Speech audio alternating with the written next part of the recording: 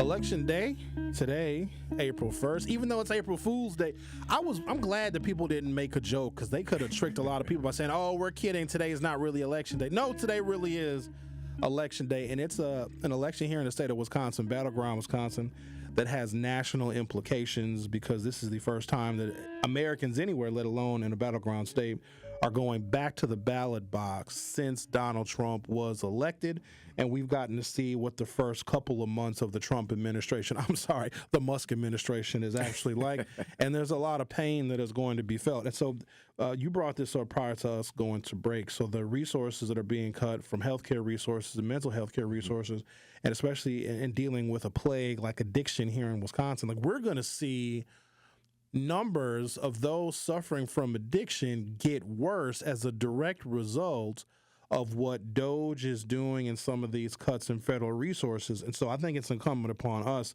because some people, they think the federal government is so far away. Yeah. They don't often see, and I know you see this as county executive, if resources are reduced to states, then resources are reduced to the county. If resources are reduced to the county, that has an impact that we measure sometimes in lives. So this has got to drive you absolutely nuts, because you got to wake up in the morning and be like, okay, what did he cut now, and how's that going to impact Milwaukee County residents? I mean, and just put this in perspective, our vision is that we want to be the healthiest county, right? And you can't do that without focusing on housing, without focusing on good employment, without focusing on transportation, without focusing on healthcare access. And these are the things that are literally being gutted from county government when it comes down to federal dollars, which makes it that much harder for us to deliver for the people that we serve. And so our job at the end of the day, when we're talking about mental health, when we're talking about addictions, when we're talking about things that could be a detriment to your quality of life, this could literally be the difference between saving lives and not. And so, it's going to be incumbent on us as local officials. And I will tell you, I'm a part of a national coalition of individuals, the Mental Health and Well-Being Task Force. And this is a bipartisan group of counties made up all across the entire country. And we know that now this makes our job that much harder, but we know that we're going to continue to lobby on behalf of our constituents, because mental health, drug addiction, it doesn't see partisan lines. It doesn't see race. It doesn't see socioeconomics. This affects everyone in our community. Voter ID. Thought we had put that to rest a long time ago, but there is a constitutional amendment, a referendum question that is on the ballot. You got elected to the legislature in 2016. I think that was the first year in which we actually had to show IDs to vote, because Scott Walker signed it into law in 2011.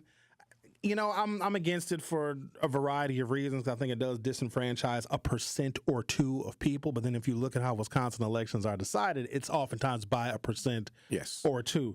Your thoughts on changing the Wisconsin Constitution to put voter ID in the Constitution because of conservative fear that a liberal state Supreme Court may overturn voter ID laws?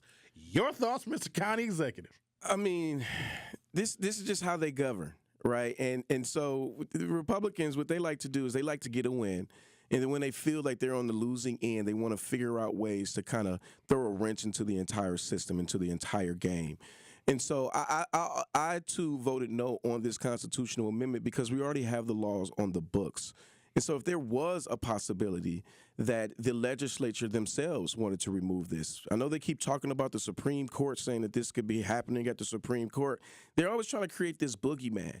But when it comes down to voter ID, this is already law. We don't need a constitutional amendment to basically say we need, you have to have a voter ID. And let's put this in perspective, right?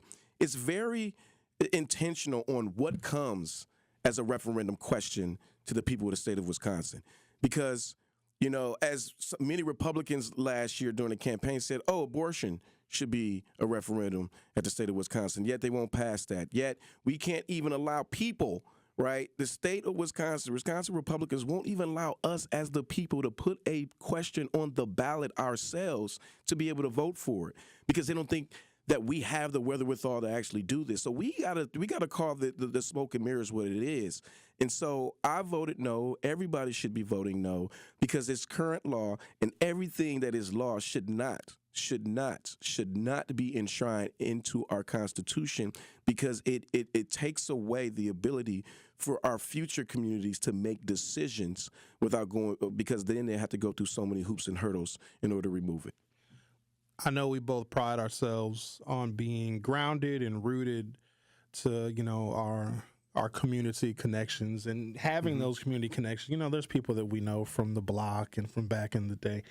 And my friends that I've known for a very long time, they sometimes are very open and honest with me in disclosing the crimes they have or will commit, because that's just how some people that we know operate. Never once have I heard, hey, Sherwin, hey, dog, yo, I'm finna go vote twice. I've never heard. It almost is non-existent. They say you are much more likely to get struck by lightning several times than for incidents of voter fraud to have influence over one election or another. In fact, when there have been prosecutions for voter fraud, people voting twice, more often than not, it has been Republican. So that is true. I guess we'll see how it shapes up. Susan Crawford is the candidate of choice around here. And I guess got to let you guys know, her campaign invested a tremendous amount of resources here on 101.7 The Truth. Brad Schimmel's campaign has invested none. So for that, we have to show her some appreciation, because she wanted to get her message out. And it's really easy, and I know you know this, David, for campaigns to ignore black media. Yeah. And when they are intentional about investing in black media, I think that means something, and hopefully that means that is how she will decide some of the cases that may be before her. Got about 40 seconds left, Mr. County Executive. What does the rest of your day look like out here campaigning for Susan Crawford? Man, just constantly stomping, supporting, and making sure that we get as many voters out as possible between now and 8 p.m. before the polls close. So please, please, please make sure that you create a plan, that you go vote. If you don't know where your polling location is, visit myvote.wi.gov. You can put your address in there. It will tell you where your polling location is, and it'll pull up a list of all of your elected representatives in every level of government. And so let your voice be heard. This is going to be a critical and crucial election on today. So we can't lose this. We need to make sure that we elect Susan Crawford, and more importantly, that we have a justice that's going to be there thinking about the Wisconsinites' values and not focusing on kowtowing to the most powerful. So get out and vote, y'all. And take somebody with you. Thank you, Mr. Milwaukee County Executive David Crowley. Always a pleasure, sir. Always a pleasure. Thank you for having me. The Truth with Sherwin Hughes. We'll be back for hour 2.